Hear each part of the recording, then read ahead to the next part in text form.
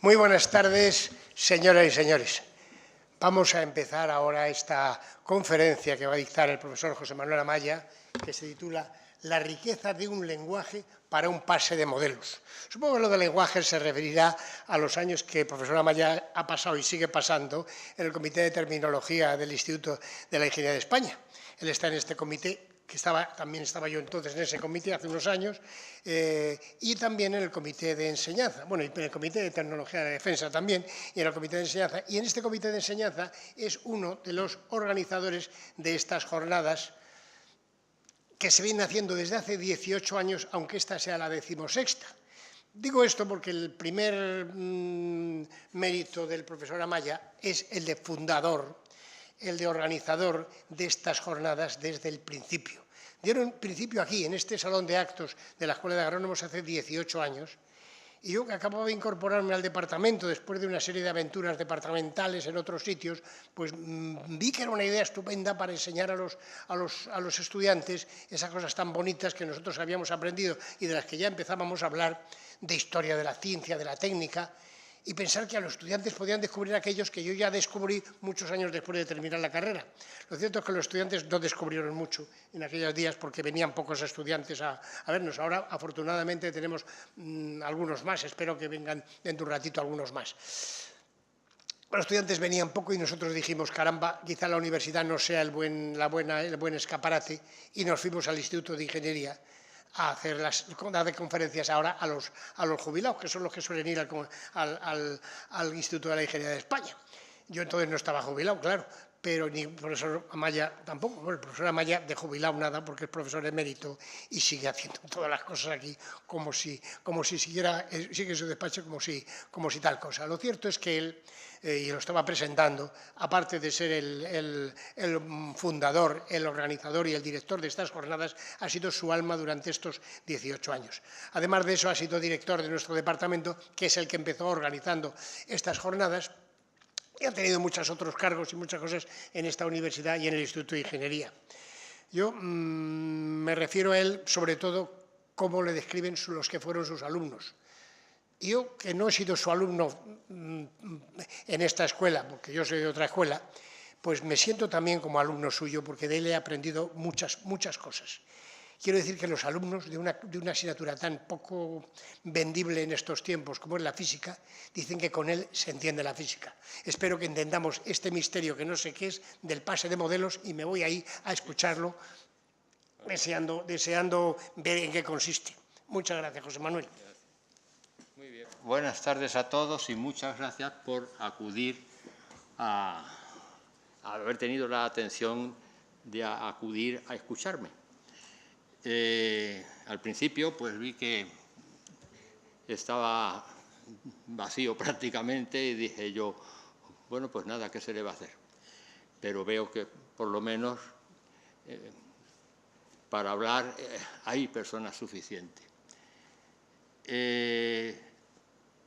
Voy a explicar muy brevemente este título que parece un tanto frívolo: la riqueza de un lenguaje para un pase de modelos. Ayer, concretamente, pues me preguntaban algunas personas que de qué iba esto. Y entonces yo decía, pues nada, venga usted o ven mañana y ya verás de qué trata el asunto. Pero hay que tener en cuenta que un pase de modelos no significa que sean personas. Pueden ser ideas o pueden ser otras cosas. Y efectivamente, en este caso, el pase de modelos son ideas. Y para presentar esas ideas, pues hace falta un lenguaje, y un lenguaje apropiado a esas ideas. Es un lenguaje personalizado para cada una de esas ideas. Entonces, me voy a remontar a tiempos muy remotos, cuando los seres humanos empezaron a entenderse mediante el lenguaje. Eso ocurrió hace aproximadamente, según los datos que se tienen, pues 40.000 años, 50.000 años. Yo siempre digo a mis alumnos que estas fechas que se dan, sobre todo, pues en este tipo de ciencias como puede ser la paleoantropología, pues siempre son fechas provisionales, porque como se están realizando constantemente nuevos descubrimientos, pues esas fechas evidentemente varían. Normalmente suele ocurrir que esas fechas se retrotraigan a tiempos anteriores, porque siempre se van buscando ejemplares que son anteriores a los actuales, evidentemente. Pues nos situamos en el comienzo del lenguaje, cuando los seres humanos empezaron a entenderse mediante, hablando concretamente, y cuando evidentemente sus órganos, y concretamente pues la garganta, la boca, en fin, pues estaban apropiados para que se desarrollara ese lenguaje.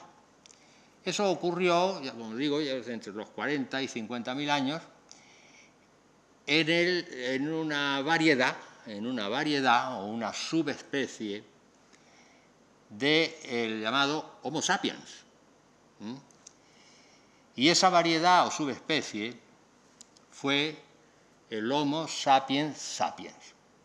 Y precisamente la palabra Homo sapiens sapiens significa el hombre que sabe que sabe. Y en definitiva, el hombre que tiene conciencia. Entonces, ¿qué se consigue con el lenguaje? Hay un investigador norteamericano, Steve Pinker, que dice, da una definición pues bastante simple y ajustada al término. Con el lenguaje lo que se consigue, o lo que consigue el ser humano, es la digitalización de la realidad. Es decir, aparece la lógica y aparece la división del mundo en dos. Aparece la distinción entre arriba, abajo, izquierda, derecha, lo verdadero, lo falso y sobre todo el bien y el mal. Por lo tanto, cuando el ser humano tiene conciencia de lo que es y sabe distinguir entre el yo y lo otro y los otros, pues entonces se pone a pensar, se pone a mirar a todo lo que le rodea y, como consecuencia de ello, se siente angustiado. Yo leí hace años ya, bastantes años, un libro que se llamaba Tratado sobre la angustia. Y precisamente hablaba de eso, la angustia que siente el ser humano en el momento de tener conciencia de sí mismo y de la realidad en torno de sí mismo, porque se siente perdido. Y sobre esta cuestión es sobre la que se basa todo el pensamiento que tiene lugar pues, a partir de la aparición de la conciencia. Porque a mi modo de entender, o a mi pobre entender, creo que la conciencia se podría definir de una forma muy simple, diciendo que es darse cuenta de lo que sea y a su vez darse cuenta de que nos damos cuenta, efectivamente. Y claro, si se siente perdido, eso lo dice Ortega también, ¿eh? Uno de los motivos por los cuales el hombre se pone a filosofar, cuando llega el momento de la filosofía, es porque el hombre se siente perdido y necesita saber, bueno, el hombre, las personas, el ser humano, y necesita saber a qué atenerse. Por tanto, en ese punto en que estamos, en el comienzo del lenguaje y de la comunicación entre los seres humanos, pues se siente la necesidad de saber qué es todo lo que hay alrededor, eso que llamamos realidad. Entonces aparece el ansia de saber, el ansia de conocer para paliar esa sensación angustiante que ha sido el problema que desde entonces se ha planteado, o se han planteado los seres humanos, y que, en fin, es un problema muy al uso y ya quizá demasiado cargante, ese de dónde venimos o de dónde vengo, qué hago aquí, a qué me tengo que atener, qué debo hacer, cómo debo actuar y luego después qué hay. Entonces, claro, necesita describir esa realidad.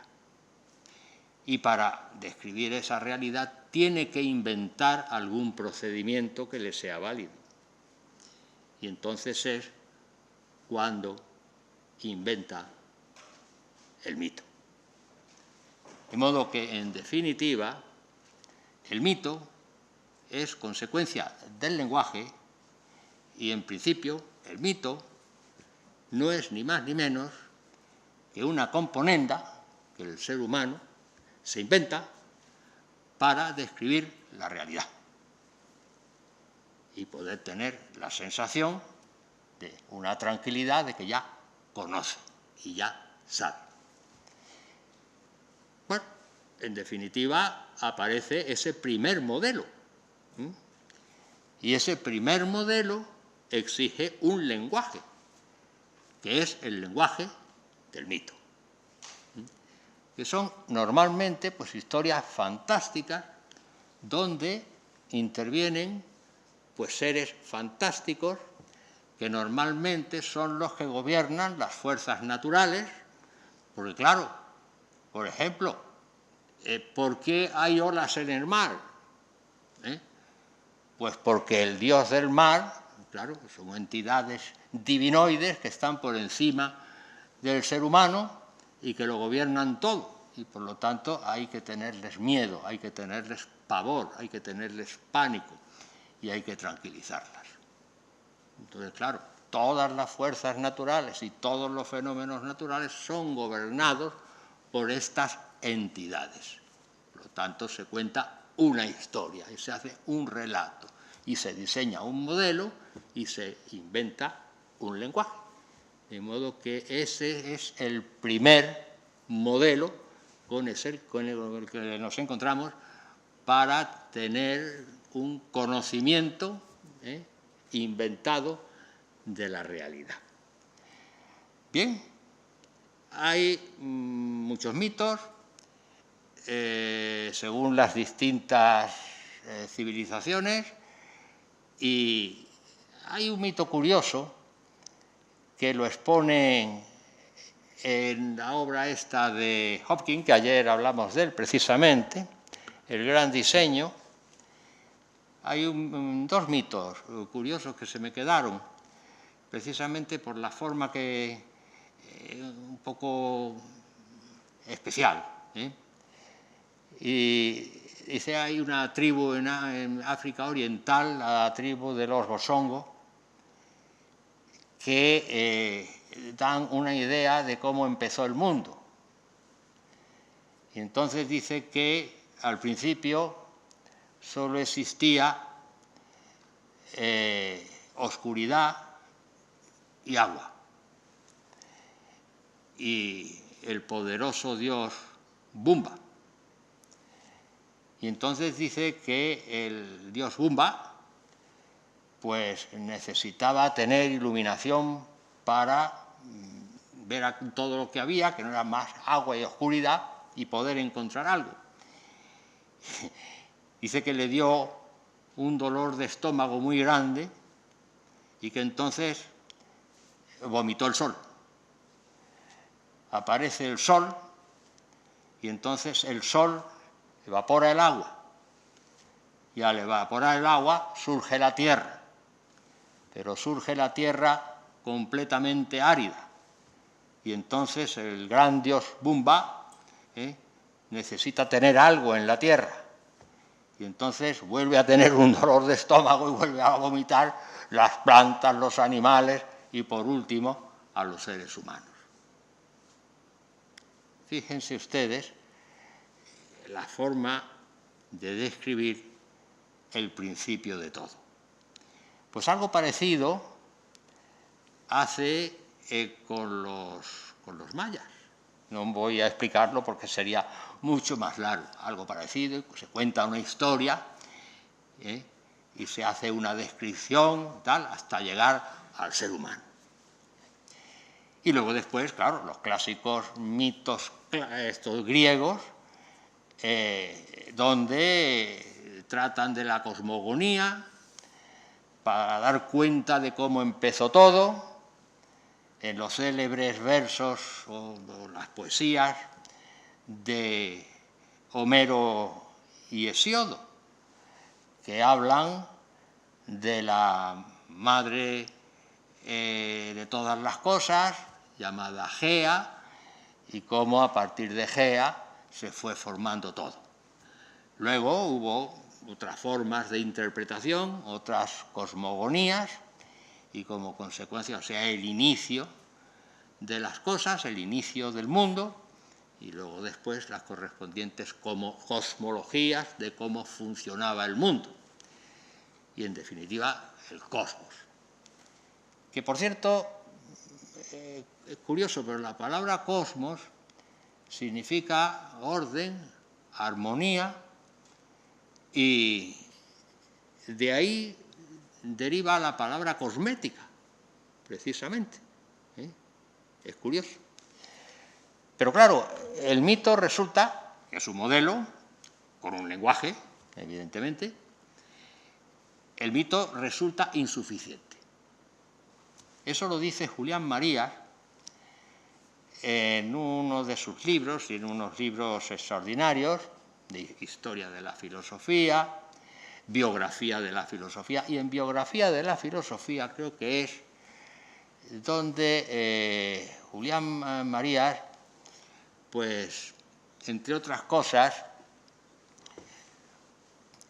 pues dice que como el mito no le soluciona al ser humano nada, en realidad, porque todo queda, en fin, en manos del azar y de lo que pueda suceder, como por ejemplo el llevar a cabo una batalla o un ataque contra el enemigo, y tenían que sacrificar un animal, sacarle a las vísceras, y entonces venía el adivino de turno, analizaba esas vísceras, y según el color que tenían las vísceras, pues era el momento oportuno para atacar o para esperar, o para atacar de noche o para esperar a la tarde. Y claro, con eso no se conseguía nada, evidentemente. Empezaron entonces a dudar del mito. El mito no resuelve las cosas. Hay que saber a qué atenerse y, por lo tanto, hay que resolver los problemas de lo que puede pasar. Luego hay que enfocar la cosa bajo otro punto de vista. Entonces fue cuando surge la filosofía, que surge en Grecia aproximadamente a finales del siglo VII, primeros del siglo VI antes de Cristo, siendo el primer filósofo de lo que Ortega llama la serie dialéctica, que empieza ahí, justamente, en Grecia, en esa fecha, que era Tales de Mileto. Entonces, claro, la filosofía, y entonces, ¿cómo te voy a poner aquí? A ver.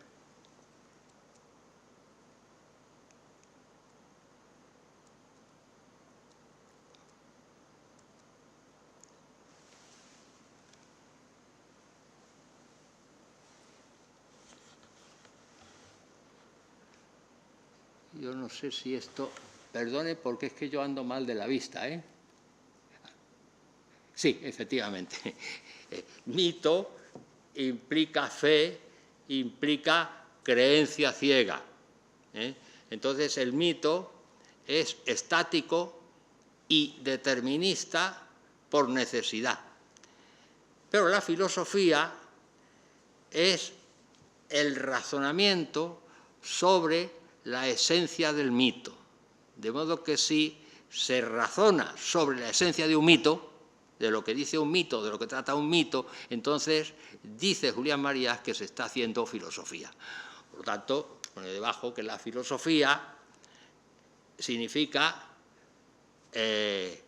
inteligencia, razón, inteligencia, y como consecuencia la filosofía, que algunos dicen, algunos positivistas, dicen quizá de forma un poco despectiva, que es un mito razonado, y dice, es al revés, es el razonamiento de un mito, no es un mito, ya pone la palabra mito los positivistas, mito razonado, no, no, es el razonamiento de un mito.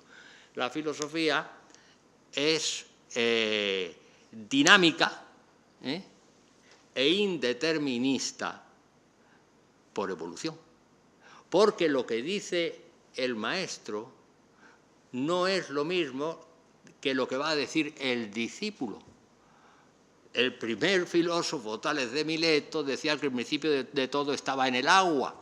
Bueno, eso lo tomó de los egipcios, porque estuvo en Egipto estuvo algo así como 10 o 15 años aproximadamente, aprendiendo cosas, entre otras cosas fundamental la geometría. Luego estuvo también en Mesopotamia, donde aprendió astronomía. En fin, bueno, en aquel tiempo astronomía, astrología, que era lo que en aquel tiempo se hacía. El caso es que lo que dijo Tales de Mileto, su discípulo inmediato, que fue Anaximandro, dijo una cosa completamente distinta, que el principio de todas las cosas era el apeiro, lo indeterminado, lo indefinido, bueno, que se entiende algo así como una especie de materia-energía de donde surge todo. Y Pitágoras fue también discípulo de Tales de Mileto, estuvo en su academia, y Pitágoras dijo también otra cosa distinta a la de su maestro, que decía, todo es número, y nos hablaba de la armonía universal, que ayer salió a colación aquí, cuando se salió lo de la moderna teoría de cuerdas, que era una especie de armonía universal. Entonces yo intervine y dije, sí, es que al fin y al cabo con la modernísima teoría de cuerdas se le está dando la razón a Pitágoras. Hay muchísimos acontecimientos donde se les da la razón a muchos filósofos griegos. Bueno, no voy a tratar más de esto.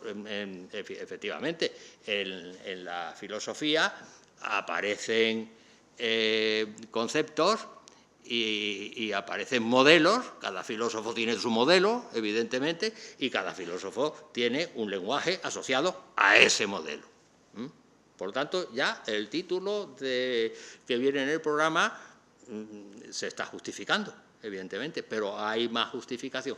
Voy a pasar rápidamente a un modelo importantísimo, porque los tres filósofos más grandes que ha habido, sin duda, han sido Sócrates, Platón y Aristóteles. Sócrates no escribió nada. Todo lo que dijo, lo dijo públicamente, sin escribir una sola letra. Además, Sócrates también fue, en fin, le mataron y bebió el veneno, sí, porque le acusaron de algo que realmente pues no tenían razón, porque lo que querían era quitárselo de en medio porque resultaba molesto. A toda persona que dice la verdad, pues resulta molesta, evidentemente, ¿no? Entonces, claro, llega un momento en que ya la molestia llega a tal límite que hay que eliminarlo, hay que quitarlo de medio. Y bebió la cicuta pues voluntariamente, porque se podía haber salvado y sus discípulos le querían salvar y renunció a ello. De modo que no escribe una sola letra, no deja nada escrito, dice muchas cosas y muy importantes y además le matan. Bueno, pues da la casualidad que también ocurre algo parecido con Cristo. No dejó nada escrito, todo lo que dijo fue de palabra, dijo cosas importantísimas y también le asesinaron.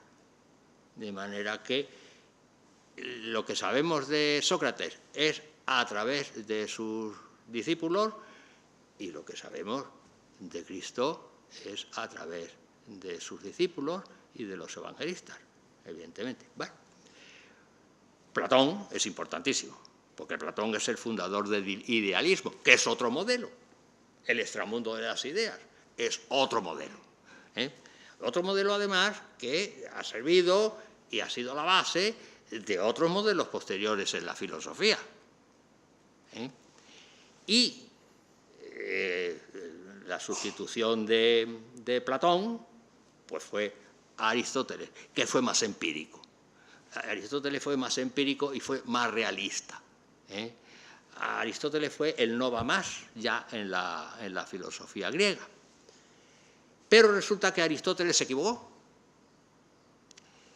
Y digo, se equivocó. Bueno, y muchos científicos se equivocan. Y se seguirán equivocando. Y vendrán otros que traigan cosas nuevas. Es decir, que los modelos no son eternos, sino que los modelos nacen, se desarrollan, llegan a la edad adulta, y luego envejecen hasta que mueren. Bueno, no mueren del todo. No mueren del todo porque a veces se relegan, en fin, a la historia y se sacan en ciertas ocasiones porque pueden servir para resolver problemas porque el modelo que le ha sustituido es demasiado complicado. Algo parecido que sucede con la física newtoniana y con la física relativista. A veces, pues, dentro de cierto ámbito, la física newtoniana funciona perfectamente, mientras que si utilizamos la física relativista, pues, es tremendamente difícil. De modo que los modelos, en definitiva, no mueren del todo, sino que a veces son útiles y se utilizan como instrumentos para resolver problemas. Ayer le decía yo a uno de los conferenciantes, el que habló de la paradoja de Orwell, le decía que, porque es capitán de yate, y yo le decía, todavía estáis usando el modelo tolemaico para la navegación.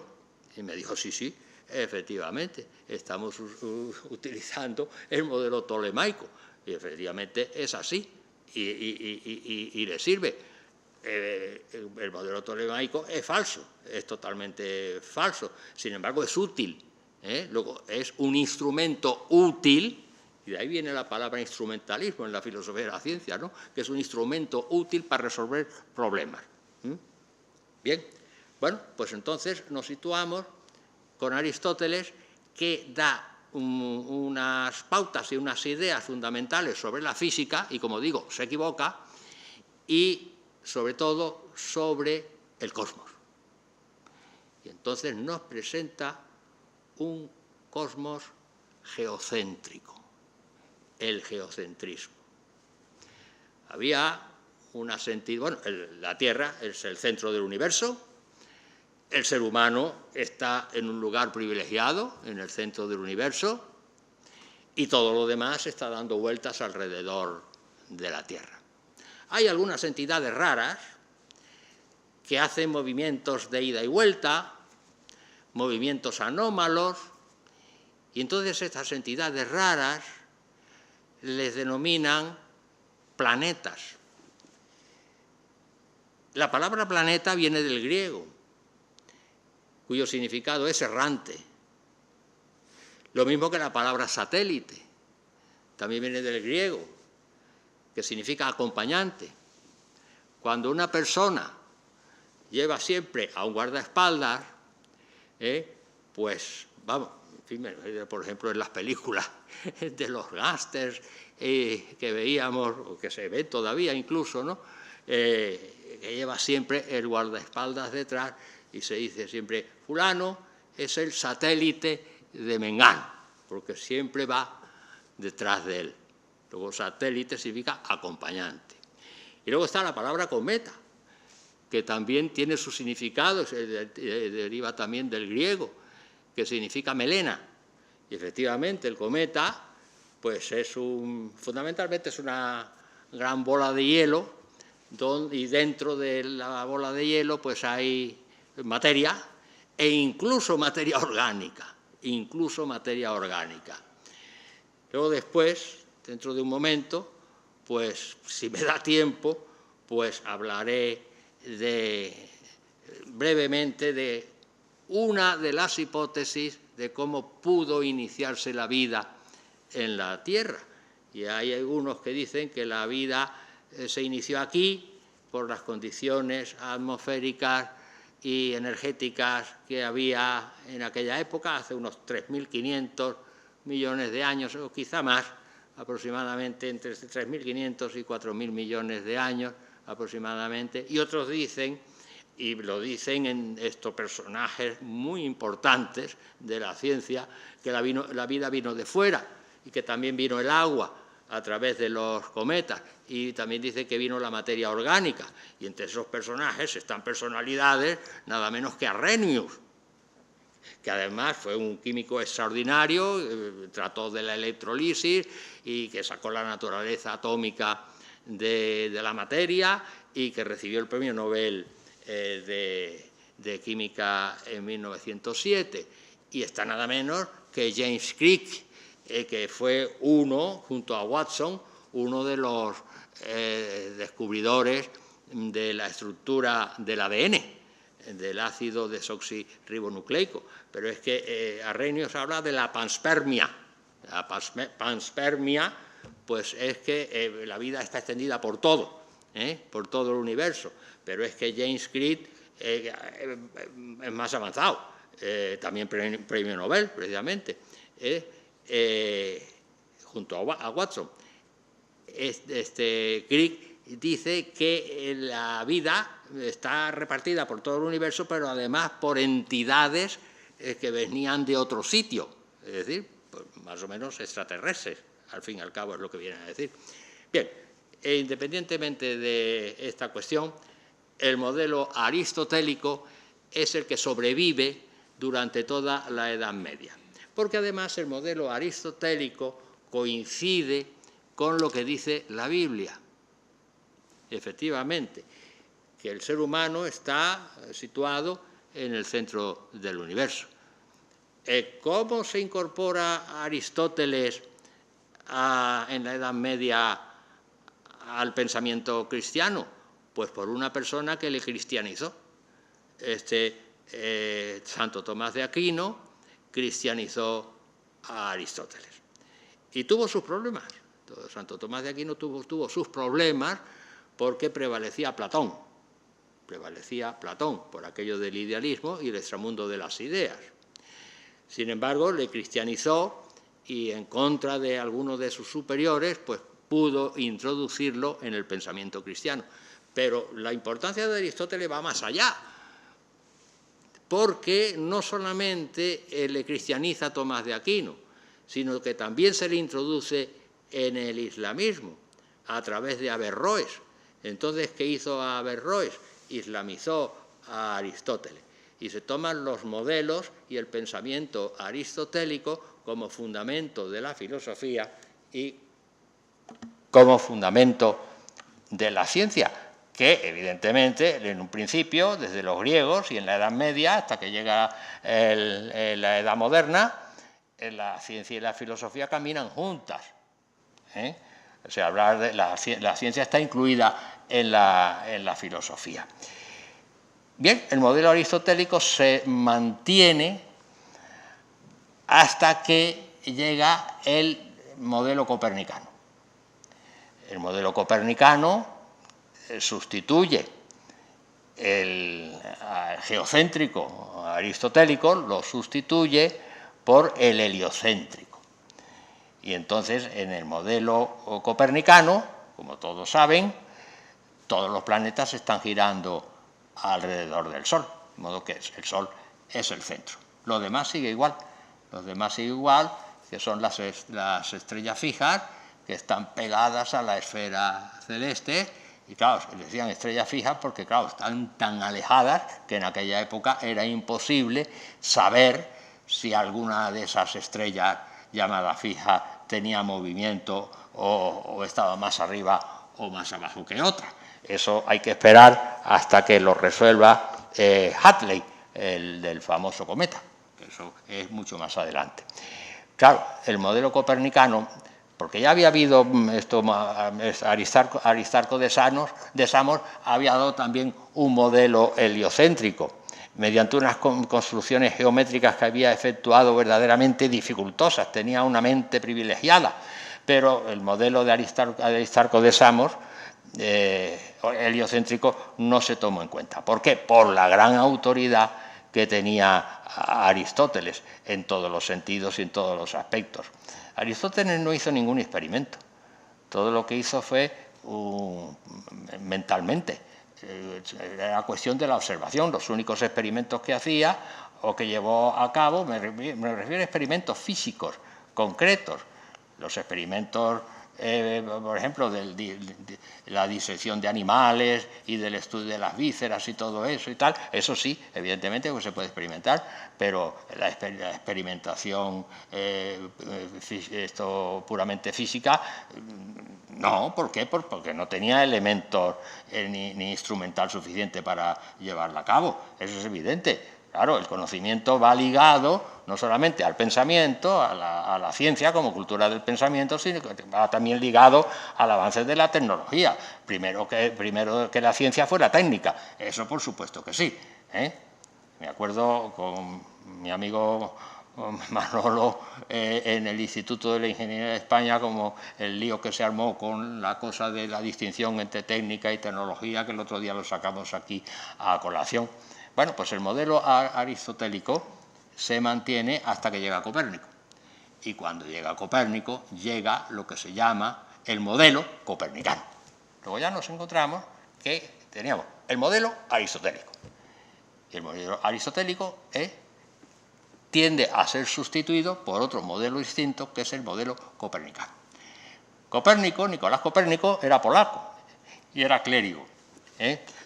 Tuvo la categoría incluso de canónigo, era sobrino de un obispo y en fin, estaba muy relacionado, evidentemente, porque era sacerdote, pues estaba muy metido en la Iglesia y como en fin, un elemento importante de ella.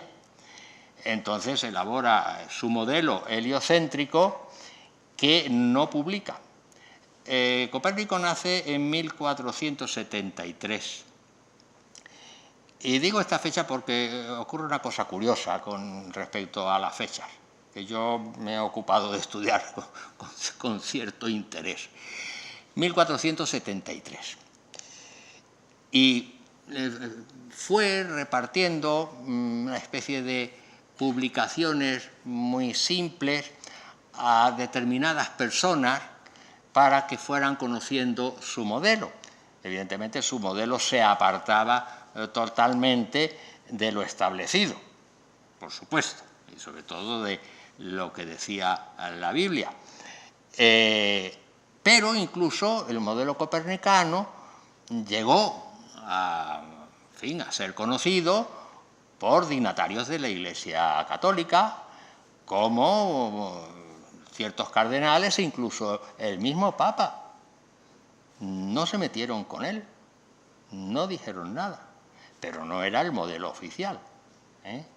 Y fíjense que estoy hablando de modelo. Y claro, asociado a ese modelo habría un lenguaje que era un lenguaje completamente distinto al modelo geocéntrico. En el modelo geocéntrico se dice la salida y la puesta del Sol. Y según el modelo geocéntrico es correctísimo, porque el Sol sale por oriente y se pone por occidente, por levante y por poniente, que ha inspirado a tantos poetas y escritores, la salida y la puesta del sol, esa maravillosa puesta del sol, las maravillosas puestas del sol inspiradoras de escritores y sobre todo de poetas. Bueno, pues según el modelo copernicano, la cosa está mal dicha, es incorrecta, pero claro, es más complicado. Yo lo trato esto en una monografía de curso básico de filosofía de la ciencia, etc., cómo habría que decirlo según el modelo copernicano. Pues habría que decir el acceso de la Tierra al Sol y el abandono de la Tierra, del Sol por la Tierra, lo cual es enormemente complicado y no creo que inspire a muchos poetas. Entonces, por razones históricas y por razones incluso de comodidad en el lenguaje, se sigue todavía diciendo la salida y la puesta del Sol. Pero eso no significa que nadie piense que todavía la Tierra es fija y que el Sol sale por oriente y se pone por occidente. Es completamente distinto, pero claro, es complicado cambiar la forma de hablar. De modo que hay muchas frases que por cuestiones históricas se mantienen a lo largo del tiempo, y esta es una de ellas concretamente. Bueno, Copérnico pues sigue mandando a sus amigos, incluso a los cardenales y tal, sus avances en su teoría, y muere en 1543. Justamente 1543 suma 13.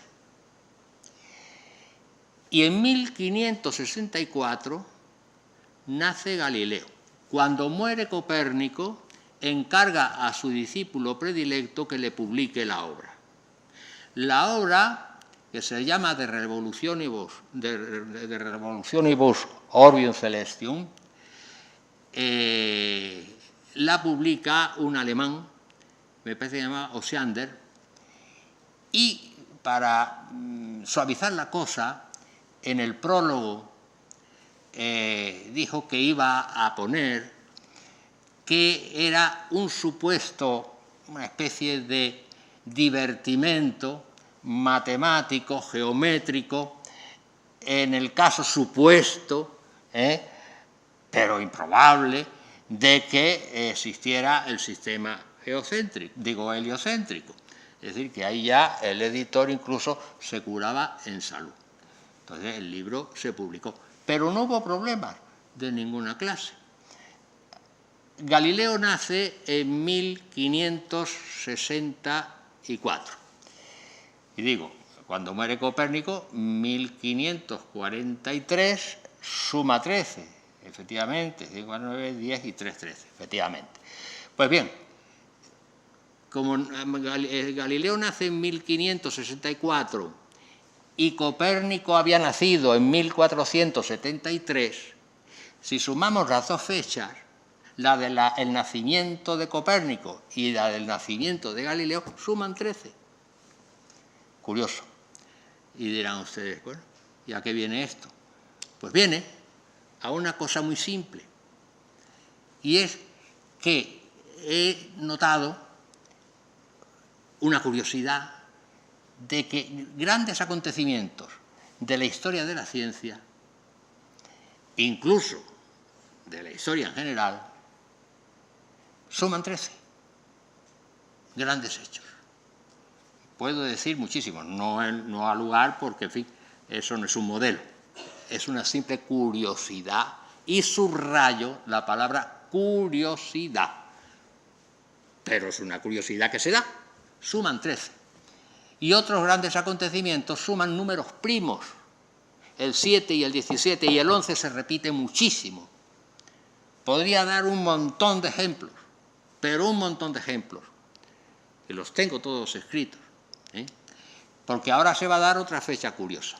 Bueno, Galileo, pues nada, esto nace en Pisa, y en 1609 Galileo da matemáticas e incluso explica el modelo copernicano en la Universidad de Padua, hoy por cierto San Antonio de Padua, que, en fin, el día 13 de junio. Nadie se metía con él, nadie. Tranquilamente, de modo que el modelo copernicano, pues nada, se usaba simplemente de forma inofensiva. ¿Qué fue lo que ocurrió? Pues un hecho muy importante. El modelo copernicano empezó a tener graves problemas en el momento en que Giordano Bruno irrumpe en la escena. Giordano Bruno se atrevió, que además era también fraile, se atrevió, vamos a poner, atreverse, entre comillas, pues a decir cosas que no eran ortodoxas. Bueno, al fin y al cabo, ¿sí?, que el universo es infinito. Bien. Entre otras cosas decía que había otros mundos habitados. Entre otras cosas decía que había otros seres humanos. Entre otras cosas se unió también a una especie de secta que se llamaban los herméticos, que derivaba del dios griego Hermes. Pero claro, llegó un momento en que ya, en fin, ya llegó al límite cuando estableció que la naturaleza de Cristo no era naturaleza divina. Y entonces ahí ya fue cuando chocó frontalmente con la Iglesia. Y a pesar de las muchísimas advertencias que se le hicieron, siguió adelante. ¿Qué ocurrió? Pues lo que todos sabemos, que fue a la hoguera. Y como defendía el modelo copernicano y hablaba muy bien de Copérnico, entonces Copérnico entró en desgracia y el copernicalismo entró en desgracia. Y entonces, claro, empezaron a surgir los problemas. Tanto es así que en 1616 el libro de Copérnico es mandado o es enviado a formar parte del índice de libros prohibidos. Bueno, y ahí quedó. Y lo curioso es que ahí quedó y que cuando se entabló ya, se estableció el modelo copernicano como cosa ya bien anclada, hasta el siglo XIX, un papa, a mediados del siglo XIX, no recuerdo el nombre del papa, dijo, pero todavía el libro de Copérnico está en el índice de los libros prohibidos. Venga, venga, fuera, fuera, hombre, por Dios. Y quedó ahí, metido en un pozo. Son cosas curiosas de la historia. Pero claro, ¿qué ocurre? Que el que entra en desgracia es Galileo, porque era defensor del copernicanismo. Y como además Galileo resulta que había escrito un libro bastante polémico, evidentemente, que era el famoso Los Diálogos, eran los diálogos sobre los dos grandes sistemas del mundo, donde intervenían tres personajes, que eran Sagredo, Salviati y Simplicio. Entonces, entre Sagredo y Salviati se hacía una discusión muy razonable y muy bien ponderada sobre el modelo tolemaico o aristotélico también. Bueno, Ptolomeo lo que hizo fue lo de geometrizarlo a través de los llamados epiciclos para localizar a los cuerpos celestes. Entonces, entre ellos, pues un razonamiento muy bien ponderado y muy ajustado en defensa de un modelo y del otro. Pero claro, Simplicio era el tonto, era, en fin, el que siempre metía la pata. Y como resulta que se le identificó a Simplicio, bueno, eso dicen algunos libros, se identificó a Simplicio con el Papa, pues entonces Galileo cayó en desgracia, pero una desgracia muy gorda. Y ya cuando era un hombre muy mayor y ya prácticamente estaba ciego y recluido en su domicilio, tenía dos hijas, una se llamaba Celeste, la otra no recuerdo cómo se llamaba, pero eran monjas. Y el hombre, pues claro, ciego, sin poder ya trabajar ni nada, le hicieron renunciar. y renunció, porque no quería problemas. Sin embargo, dice que dijo en voz baja y sin embargo se mueve. La pena que le tocó sufrir, no llegaron a ejecutarle, sin embargo, pues prisión domiciliaria hasta su muerte. Para cuidarle, una de sus hijas salió del convento y se fue con él. Galileo murió en 1642, en el mes de febrero. En ese mismo año, en Navidad, nace Newton. 1642, suma 13. Bien, hemos dado el modelo copernicano. Bien, pues ahora vamos a pasar al siglo XIX. No me quiero, Manolo, por favor, te ruego que cuando pase la media hora me avise para organizarme. Desde que dejaste de hablar de mí. ¿Voy bien? Vale. Vamos a pasar. Tendría que decir muchas cosas más y son cosas interesantísimas y curiosísimas, pero el tiempo es el que gobierna y claro, pues hay que ceñirse al tiempo. Voy a pasar al siglo XIX, que es el siglo de las revoluciones. Es el siglo de las revoluciones políticas y es el siglo de las revoluciones científicas. El siglo XIX es importantísimo. Bueno, había habido una revolución, que era la Revolución Francesa. Anteriormente, bueno, claro, tenía que haber hablado. Galileo dio paso a Newton. Fíjense, la figura de Newton es una figura excelsa, la figura de Newton nada menos, pero Galileo le dio el terreno ya muy bien adaptado para que Newton estableciera sus axiomas y sus postulados. Y luego después también una persona muy importante, si es que van saliendo cosas, una persona muy importante fue Kepler. Kepler era alemán y de pequeño pues era un niño pues débil de salud. El padre de Kepler se dedicaba a alistarse como mercenario en las guerras de turno y entonces abandonaba a la familia y estaba muchísimo tiempo fuera, por lo tanto no se ocupó de él. Y una de esas veces que marchó ya no volvió más. Y por lo tanto su madre, para buscarse la vida, pues tuvo que recurrir a unos familiares que tenían una especie de posada y entonces para ayudar y tal y cual y servir a los clientes.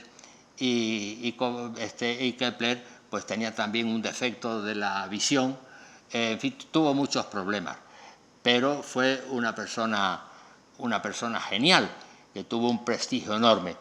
Es curioso, pero Kepler se buscaba la vida haciendo cartas astrales. Claro, la cosa era muy delicada en aquella época, evidentemente, las cartas astrales. Su madre, pues, hacía también cuestiones esotéricas, cartas astrales, cuestiones esotéricas, consultas, en fin, adivinatorias y todo eso, y estaba fichada. La madre de Kepler tuvo problemas hasta tal punto que la encarcelaron y estuvo condenada a muerte. Y gracias al gran prestigio de su hijo, no la ejecutaron. Kepler, el hombre, hacía cartas astrales para buscarse la vida, pero él no creía en la astrología. Él decía que la astrología era la hermana menor de la astronomía. Y que por lo tanto, pero el caso es que acertó cosas. Acertó cosas, en fin, entre ellas pues un ataque a una zona de Alemania de los turcos, y acertó también pues que iba a venir un año muy malo, de unas cosechas muy malas, y acertó. O sea, acertó varias cosas, y entonces él decía que eso era por una simple casualidad. Entonces Kepler le ajustó justamente la trayectoria de los planetas con los datos que obtuvo de Tycho Brahe, que hizo una recolección de datos impresionantes de observaciones, y se vieron en Praga, en un castillo que tenía allí Tycho Brahe, y le dio toda la información. Y con toda esa información, Kepler obtuvo que las trayectorias de los planetas tenían que ser elipses, y sacó las famosas 3 leyes de Kepler. Con lo cual, simplificó enormemente, fue un salto enorme en el progreso de la astronomía, porque al sustituir los círculos copernicanos, porque la teoría copernicana al principio utilizaba epiciclos, lo mismo que la tolemaica, y claro, los epiciclos se complicaban, eran unas construcciones geométricas muy complicadas para poder localizar los cuerpos celestes. Y al poner las trayectorias elípticas se prescindía ya de los epiciclos y la cosa se simplificaba enormemente. Pero tenía que justificarlo, porque Kepler era platónico y era defensor del extramundo de las ideas. Y claro, para los griegos el círculo era la línea perfecta, porque ni tenía principio ni tenía fin en el plano, mientras que la esfera era el cuerpo perfecto en el espacio, la perfecta redondez, que nos habla Parménides cuando nos habla de su célebre uno, o ente, se conoce como el ente de Parménides o el uno de Parménides, que está copiado del uno de Genófanes. Pero en fin, ahí ya no nos vamos a meter. El caso es que justificó Kepler que las elipses no eran ni más ni menos que la deformación sufrida al pasar del mundo ideal platónico o del mundo del extramundo de las ideas, la deformación de los círculos, de las trayectorias perfectas, al pasar al mundo de la realidad, sufrían esa deformación. Pero claro, fue una deformación muy beneficiosa.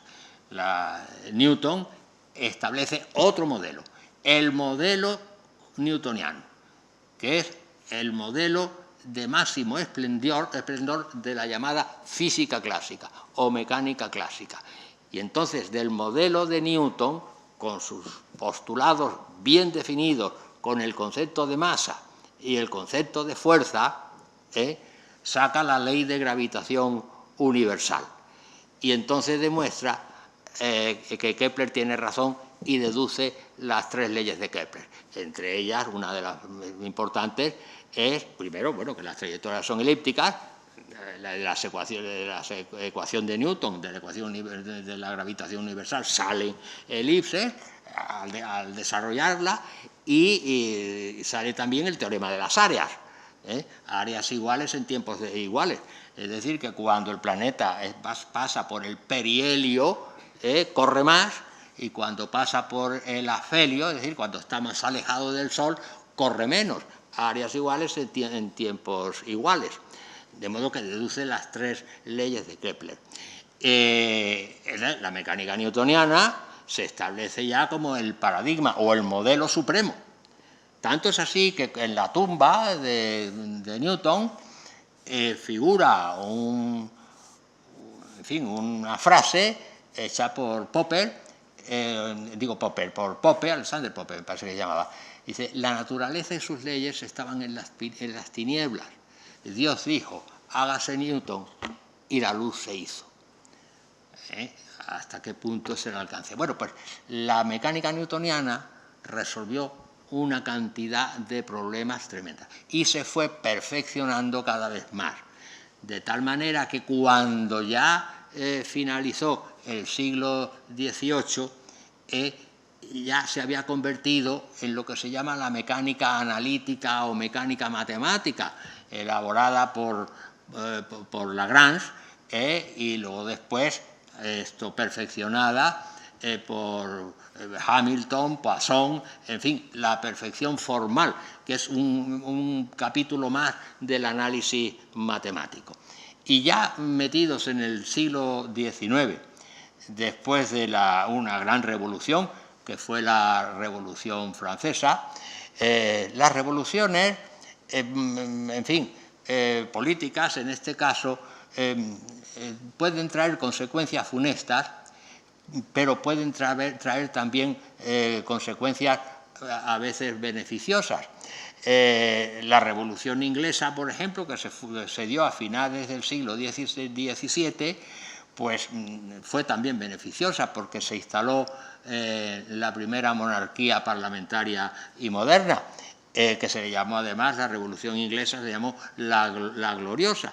Y la Revolución Francesa, pues que, en fin, trajo como consecuencia que la ciencia tuviera un avance extraordinario. Apareció nada menos que la École Polytechnique, la Politécnica Francesa. La Politécnica Francesa es de donde han tomado el modelo las carreras de ingeniería. Concretamente en España las carreras de ingeniería tomaron el modelo de la Politécnica Francesa, donde intervinieron las grandes personalidades del pensamiento y de la intelectualidad y de la ciencia del momento. Intervino Laplace, intervino Poisson, intervino Fourier, en fin, intervinieron muchísimos. Y en el siglo XIX, como consecuencia de un invento, la máquina de vapor, que trajo también, fue revolucionaria, la máquina de vapor, consecuencia de ese invento aparece una nueva ciencia, que es la ciencia termodinámica. La ciencia termodinámica es elaborada en 1824 por Sadi Carnot. Sadi Carnot era hijo de Lazare Carnot. Lazare Carnot era, además de científico eminente y un gran matemático, era también político.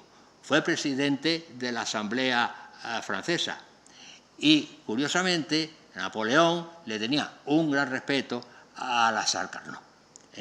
Hay en mecánica un teorema que se llama el teorema de Carnot del choque. Además sacó también las leyes del rozamiento, sacó muchísimas cosas. Era un hombre extraordinariamente, un científico extraordinariamente bueno. Y uno de sus hijos, Sadi, pues también se dedicó era ingeniero militar y también se dedicó a la ciencia. Carnot era presidente de la Asamblea Francesa cuando el nombramiento de Napoleón. Y entonces, cuando se votó a Napoleón, salió un voto en contra. Y Napoleón quedó extrañado. Y entonces preguntó y dijo, ¿cómo es posible este voto en contra? Y entonces le dijeron, sí, el voto en contra ha sido el de Carnot. Dice, pues si ha sido el de Carnot, sus razones tendrá. Y no se metió con él. Fue ministro de la guerra de Napoleón, fue también ministro de la gobernación, en fin, tuvo cargos importantísimos y luego se exilió voluntariamente, se exilió a Alemania, donde ya murió. Bueno, pues Sadi Carnot, su hijo, fue el inventor de la termodinámica. La termodinámica es una ciencia implacablemente lógica que hasta ahora nunca se le ha encontrado ningún fallo y probablemente nunca se le encontrará.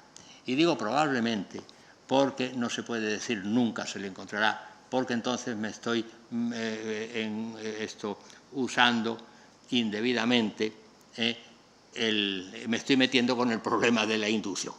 El problema de la inducción, que en fin, todos conocen, que es el razonamiento inductivo, que es sacar de hechos singulares y particulares leyes universales y generales, lo cual no es lícito, según nos dejó bien establecido el empirista inglés del siglo XVIII, David Hume.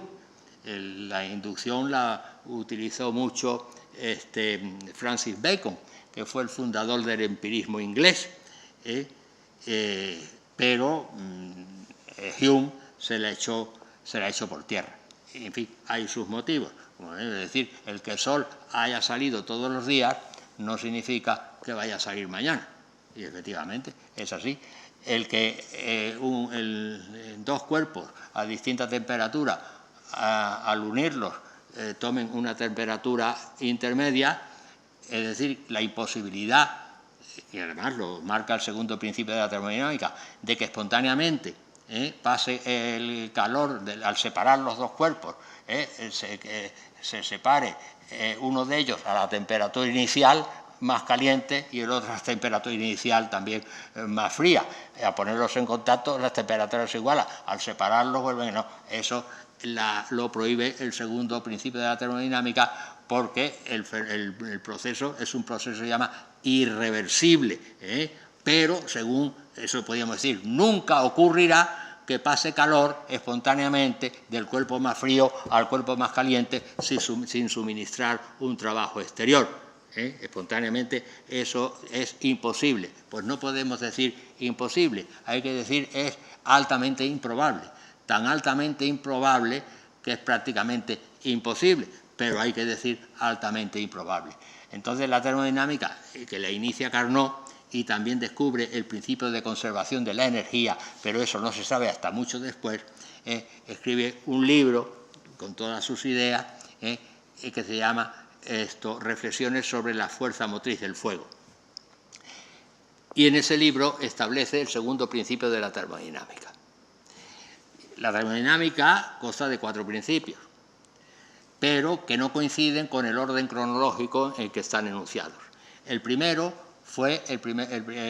segundo fue el primero que se enunció, que lo enunció Carnot. El primero fue el segundo, que se enuncia en 1840. Y el primer principio, además, lo inventó un médico, que era Robert Mayer, un médico alemán que además era aventurero y se embarcaba para conocer el mundo, pero un gran observador, el médico.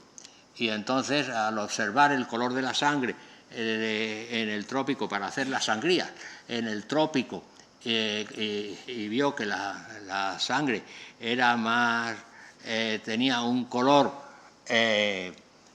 más rojo que lo normal, en fin, que cuando estaba, por ejemplo, en el hemisferio norte, la parte de cerca, por ejemplo, de los países nórdicos, pues se dio cuenta, estudió el proceso y entonces estableció un principio de conservación de la energía, pero que no se lo tomaron en cuenta. Bueno, ahí fue un lío también entre ingleses, alemanes, entre Helmholtz, entre Joule, en fin, eso es una cuestión histórica en la que no voy a entrar. El caso es que la termodinámica tiene 4 principios. El segundo fue el primero que se enunció por Carnot, 1824. El primero fue el segundo. El tercero se enunció a principios del siglo XX por Nernst, que es una consecuencia del primero y el segundo. Y hay un cuarto principio que data de 1940, que se llama el principio de cero. ¿Por qué? Porque tiene que pasar delante de todos, que es una cuestión de equilibrio térmico. Si dos cuerpos, A y B, están en equilibrio térmico y uno de ellos, el B, está en el equilibrio térmico con un tercero C, entonces el A y el C están en equilibrio térmico. Pasa delante de todos, se sitúa al B y se le llama principio de cero para no tocar los demás. Carnot inventa una máquina tan perfecta que nunca pudo funcionar, el célebre motor de Carnot. El segundo principio de la termodinámica enuncia algo tan evidente que es que no podemos construir un motor que no tenga, es decir, sencillamente que no podemos construir un automóvil que no tenga escape. Es decir, que tenga rendimiento 1, ni podemos construir una máquina frigorífica que tenga una eficiencia infinito. Es decir, que pase espontáneamente calor del foco frío al foco caliente sin suministrar el correspondiente trabajo.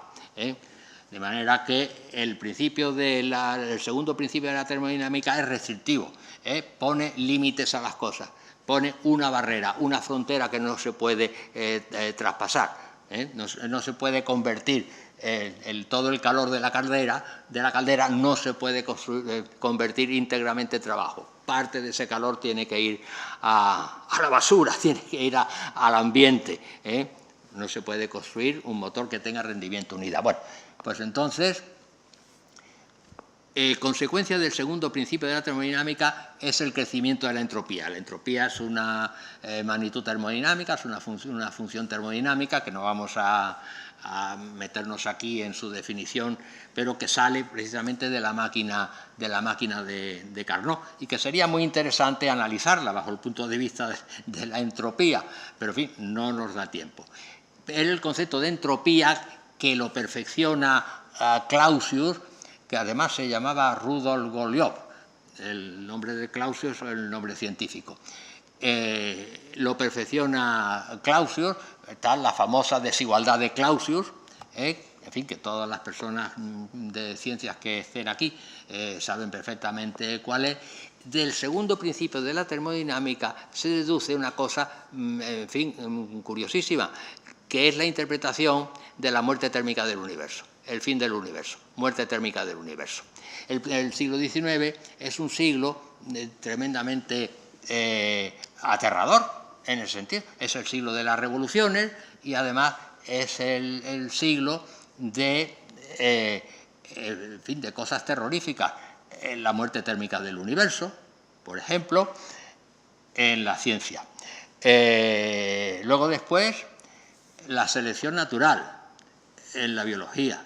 Surge la teoría de Darwin.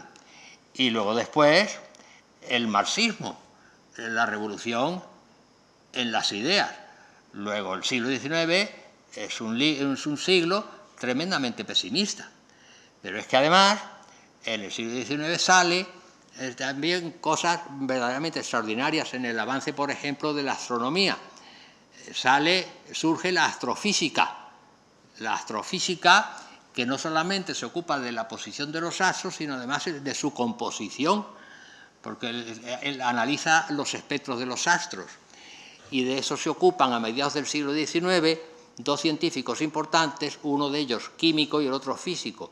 El físico era Gustav Kirchhoff, alemán, que además fue profesor de Planck. Y el químico era Bunsen, el célebre de los laboratorios Bunsen, uno de los más importantes laboratorios europeos, en donde se acometió la síntesis de la urea y de los derivados del ácido úrico. Y hay una anécdota curiosa que uno de los químicos que trabajaba con Bunsen y que luego incluso fue importantísimo cuando Bunsen dejó el laboratorio para dedicarse a otras cosas, le sustituyó un tal Baeyer. Bueno, pues Baeyer estudiaba los derivados del ácido úrico y entonces encontró en uno de ellos que tenía propiedades hipnópticas. Y claro, eso era importante para la medicina. Se hicieron comprobaciones, se hicieron experimentos antes de ponerlo, en fin, de darlo al público, pero no sabía qué nombre ponerle. No sabía qué nombre ponerle, tal, un derivado del ácido úrico, tal, y que no es. Y Baeyer tenía una novia y resulta que se disgustaron por las circunstancias que fueran y él quería reconquistarla. Y entonces la novia se llamaba Bárbara, de modo que con imaginación este buen hombre, que además era muy joven, tenía 30 y tantos años, o casi 30 años, era muy joven, pero era muy listo, era muy inteligente. Y entonces, para contentar a la novia y reconquistarla, al derivado del ácido úrico, que tenía propiedades hipnóticas, le puso el nombre muy apropiado, que era barbitúricos. Barbie por Bárbara, su novia, y úrico por el derivado del ácido úrico. Son cosas curiosas que se dan en la historia de la ciencia, los famosos barbitúricos, que luego después tuvieron, en fin, incidencias muy negativas y que produjeron, pues, muertes improcedentes cuando se oía o se leía en los periódicos tal persona murió por un exceso en la ingestión de los barbitúricos. Luego, el siglo XIX fue un siglo, evidentemente, de pesimismo, pero también fue un siglo de grandes descubrimientos. Entonces, Kirchhoff y Bunsen descubrieron el espectro de las estrellas y surgió la espectroscopía aplicada al conocimiento de la composición de las estrellas y esto... Perdonen, pero es que cuando hay que ir... surge la astrofísica como tal. De modo que primero fue la astrología, luego fue la astronomía, que es la depuración adivinatoria de la astrología, era una depuración.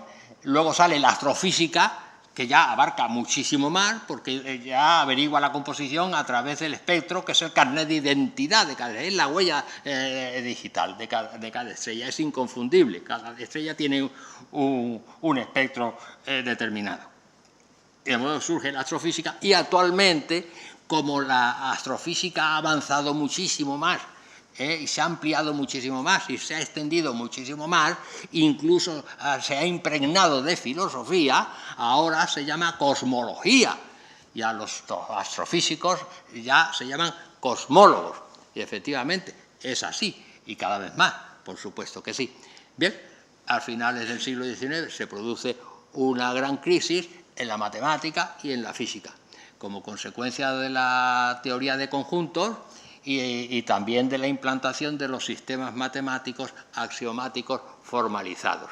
De eso también tendría mucho que decir, y cosas interesantísimas de Kurt Gödel, que era un lógico matemático alemán, que demostró que si un sistema axiomático formalizado era coherente en sus axiomas, necesariamente era incompleto. Es decir, que no se puede demostrar, que hay fórmulas que son indemostrables, que son llamados indecidibles. No se puede averiguar dentro del sistema, no se puede demostrar si esas proposiciones son verdaderas o falsas.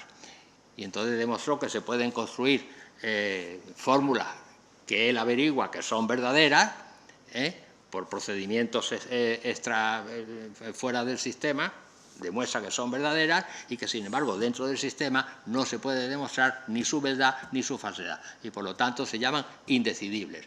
Claro, crea un problema tremendo. Es decir, que Gödel demostró lógicamente la imperfección de la lógica. Bueno, Manolo, ¿cómo voy de tiempo? ¿Mal? Bueno, pues ya está. Finalizo. Creo que he demostrado modelos y los lenguajes asociados a los modelos. Si alguien quiere hacer alguna pregunta, adelante.